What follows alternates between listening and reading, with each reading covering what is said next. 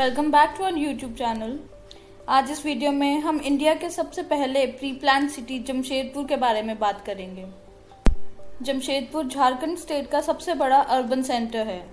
Eastern India के सबसे बड़े इंडस्ट्रियल हब्स में से Jamshedpur Tata Steel, Tata Motors, Tata Power, Tata Cummins, Lafarge Cement, Telcon, BOC Gases, Tata Consulting Engineers Limited, Tata Consultancy Services, Timken, Tata Robins Fraser Limited, the Tin Plate Company of India Limited और भारत में कई और top industries का घर है। शहर की पॉपुलेशन करीब 8.5 लाख है। आज हम जमशेदपुर में जो भी सुविधाएं देख रहे हैं, ये सभी जमशेदजी टाटा के दूरदर्शी सोच का परिणाम है, जिन्होंने आज से 120 से भी ज़्यादा साल पहले ही शहर की रूपरेखा तैयार कर ली थी। जमशेदजी टाटा भारत के famous industrialist family Tata group के संस्थापक थे। जब कभी भी भारत के इंडस्ट्रियल सेक्टर की बात होती है तो सबसे ऊपर उन्हीं का नाम आता है। इंडियन इंडस्ट्री सेक्टर में जमशेदजी ने जो योगदान दिया वो बहुत ही असाधारण और बहुत ही इम्पोर्टेंट है। जब सिर्फ यूरोपियंस, स्पेशली ब्रिटिशर्स ही इंडस्ट्री स्टैब्लिश करने में कुशल समझे जाते थे, जमशेदजी ने भारत में इंडस्ट्रियल ग्रोथ का पाथ क्रिएट किया। जमशेदजी द्वारा किए गए काम आज भी लोगों को इनकरेज करते हैं। उनके अंदर फ्यूचर को समझने की अद्भुत कैपेबिलिटी थी, जिसके बल पर उन्होंने एक इंडस्ट्रियल इंडिया का सपना देखा था। इंडस्ट्रीज के साथ साथ उन्होंने साइंस और एजुकेशन सेक्टर के लिए भी बहुत फैसिलिटीज़ प्रोवाइड करवाई। उनका सपना था इंडिया में एक स्टील प्लांट बनाने का। तो चलिए अब बात करते हैं कि उनके सपने ने जमशेदपुर को आज यहाँ तक कैसे ला दिया। 1867 में जमशेदजी टाटा ने famous British essayist Thomas Carlyle के एक लेक्चर में पार्टिसिपेट किया। उस लेक्चर में कार्लाइल ने ये मेंशन किया कि जिस राष्ट्र को लोहे पर नियंत्रण प्राप्त हो जाता है, वह जल्द ही सोने पर नियंत्रण प्राप्त कर लेता है। कार्लाइल को कम ही पता था कि उनका लेक्चर इंडिया को इकोनॉमिक रिसर्जन की एक पाथ ब्रेकिंग जर्नी की ओर ले जाएगा। इस तरह स्टील प्लांट के निर्माण पर जमशेदजी के विचारों को उस समय एक पॉजिटिव मोटिवेशन मिला।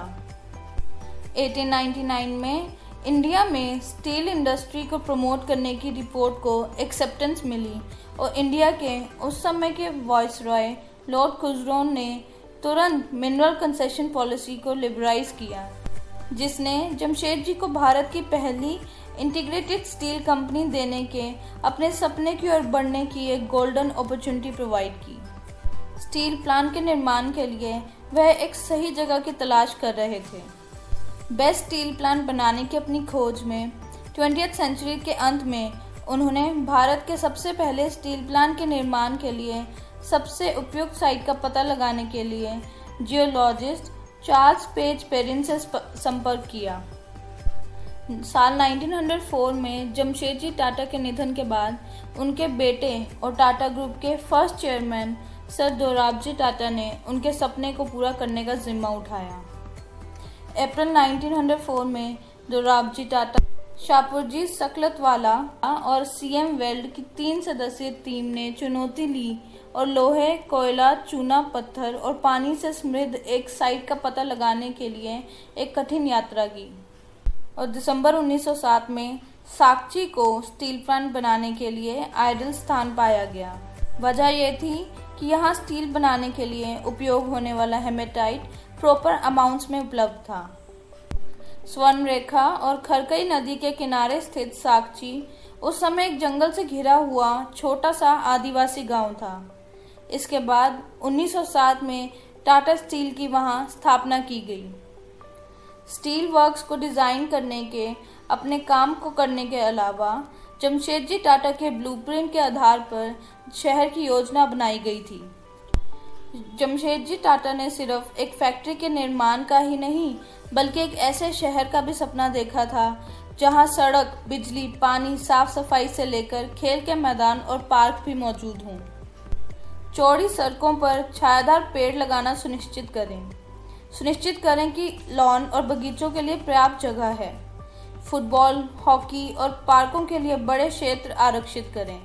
मंदिरों, मस्जिदों और गिरजाघरों के लिए चिन्हित क्षेत्र साक्ची की खोज से 5 साल पहले जमशेदजी टाटा ने स्टील सिटी के लिए यह ब्लूप्रिंट तैयार किया था। 1908 में बना इस सिटी का डिज़ाइन 10,000 लोगों के लिए एक छोटे से इंडस्ट्रियल टाउन के लिए था। इसने इंडिया में एक न्यू टाइप के रोड ऑर्डर की शुरुआत की, जिसमें ग्रिड पैटर्न के ज़रिए घरों को डिफरेंट रोज में सेपरेट किया गया था। 1911 में टाटा स्टील ने रेजिडेंट्स को सिविक एमिनिटीज़ प्रोवाइड करवाई और एक टाउन डिवीज़न भी बनाया, और इस तरह जमशेदजी टाटा के विजन को पूरा किया गया। तो ये तो सभी लोग जानते हैं कि जमशेदपुर का नाम टाटा ग्रुप के संस्थापक सर जमशेदजी टाटा के नाम पर रखा गया है, लेकिन ये बहुत ही कम लोग जानते हैं कि कब, किसने और क्यों साक्ची इलाके का नाम बदलकर जमशेदपुर रखा। तो चलिए अब इसी बारे में बात करते हैं। टाटा स्टील की स्थापना के कुछ समय बाद ही 1914 में फर्स्ट वर्ल्ड वॉर शुरू हो गया। वॉर शुरू होते ही स्टील की मांग अचानक से बढ़ गई। टाटा स्टील ने वर्ल्ड वॉर के समय ब्रिटिश आर्मी को लगभग 3,000 टन स्टील सप्लाई किया। इसके अलावा वॉर में आवश्यक सामानों, गोला बारूद और सोल्जर्स को पहुंचाने के लिए 11,500 मील की पटरी रेलवे को उपलब्ध करवाई और जीत में अहम भूमिका निभाई। वर्ल्ड वॉर में स्टील की महत्वपूर्ण योगदान को देखते हुए वॉर खत्म होने के बाद 2 जनवरी 1919 को इंडिया के वायसरॉय लॉर्ड चेम्सफोर्ड ने टाटा स्टील का दौरा किया। इसी दौरान उन्होंने टाटा ग्रुप के संस्थापक जमशेदजी टाटा के सम्मान में साक्ची का नाम बदलकर जमशेदपुर रखा। लॉर्ड चेम्सफोर्ड ने अपने दौरे के दौरान सिर्फ शहर का नाम ही नहीं, बल्कि यहाँ के रेलवे स्टेशन का नाम भी बदलकर टाटा नगर स्टेशन रख दिया। स्टील कंपनी एक बड़ी सफलता साबित हुई और जवाहरलाल नेहरू, महात्मा गांधी और उस समय के बाकी और बड़े लीडर्स ने वर्षों से श्रद्धांजलि अर्पित करने के लिए फैक्ट्री का दौरा किया।